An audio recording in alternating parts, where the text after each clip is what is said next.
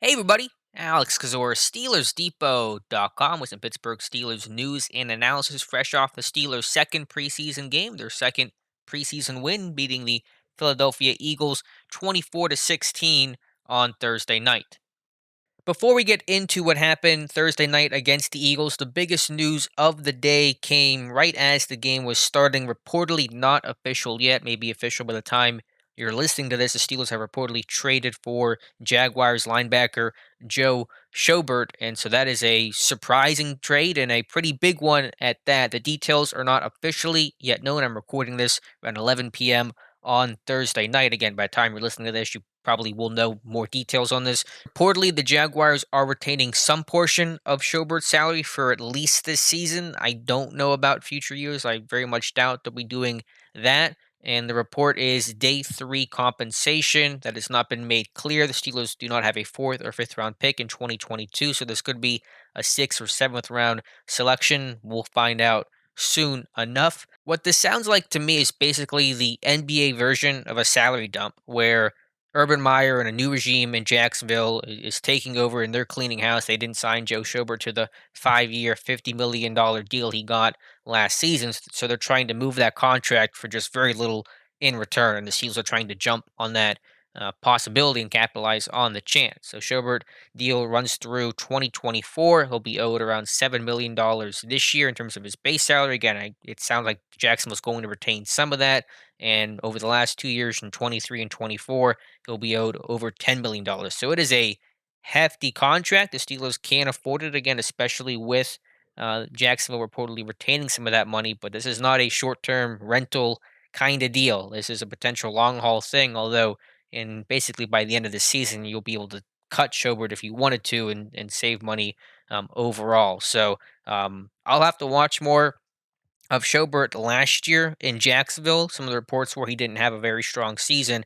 I just know in Cleveland he was a really good, consistent linebacker for the Browns who always seemed to have really impressive games against Pittsburgh. And I have an article up on Steelers Depot for Friday morning that goes back to the 2019 Week 11 performance, the 21-7 loss the Steelers had. That was the Myles Garrett uh, helmet bashing game over Mason Rudolph. And so that one obviously had all the headlines. But in that game, Schobert had, to me, one of the most impressive performances I've seen from a linebacker in recent memory against Pittsburgh with 10 tackles, 2 interceptions, 4 pass deflections, a sack. I mean, he was just everywhere that game, blowing up run after run. The Steelers were horrendous in that game, so there's context there. But he's always been good against Pittsburgh. And I can guarantee you that performance in particular probably sticks in the mind of Mike Tomlin and his front office and his coaching staff because it was a really elite day for Schobert. And so he's always had good games against Pittsburgh.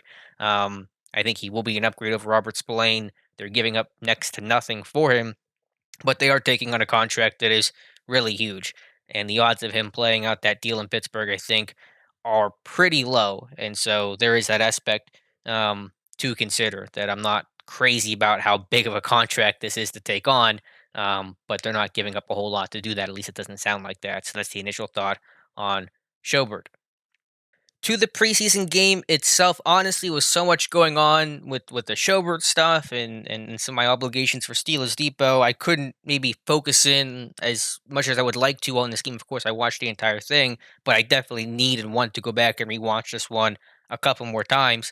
Off the top, though, I mean, just a good comeback overall. It's nice to get a victory, even though it's preseason. Haskins looked good, just in command, had a good, wouldn't even call it a 2 minute drive, but it ended up kind of finishing that way. But a long 4.5 minute drive that got the Steelers back into that game. A really nice pass to Cody White that I thought he kind of hummed in there. And overall, the offensive line got better as the game went on. They won the line of scrimmage. The second team offensive line, I thought in particular, was really impressive. Dan Moore Jr., I thought, had a really strong game overall at left tackle. I was watching him on a third quarter drive in pass pro, and just rep after rep, he was winning easily. So that's a guy that knows about SEC football and taking your lumps and facing good matchups every single week and battling back and getting stronger. And so I think you've seen that from him. And so what I liked about Moore coming out was the combination of athleticism starting experience and being battle tested against some really A-plus competition. And you're seeing a good athlete, someone that can move in space on screens. That's going to be really important in the system with all the pulls and zone blocks and screen passes, RPO type stuff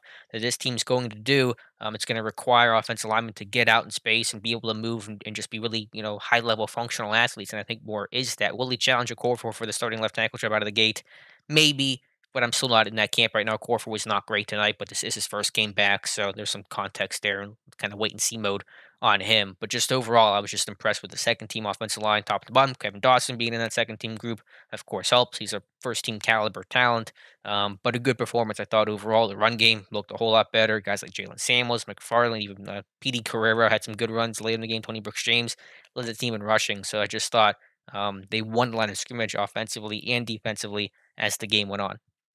And I just thought the strength of this team played like the strength of the team in a lot of ways. Some of those young receivers were making plays, like Anthony Johnson, Rico Bussey. Those guys are vying very hard for practice squad spots. Some young secondary guys stepping up. Lafayette Pitts with a great interception, great close and break and finish on the football. That's a young guy, and these guys have this ball hawk mentality, which is so important in the Steelers scheme. Some of the starters definitely struggle. Whether you're talking, Cam Sutton, Terrell Edmonds, Trey Norwood getting the start in this one, not their best games, but you saw some young guys I thought elevate their play. Justin Lane with an interception. The front seven to me continued to dominate with Carlos Davis, Isaiah Loudermilk, Jameer Jones, another really strong performance. At least two special teams tackles, a sack, a pressure that led to the Justin Lane interception, granted unblocked, but still made the play.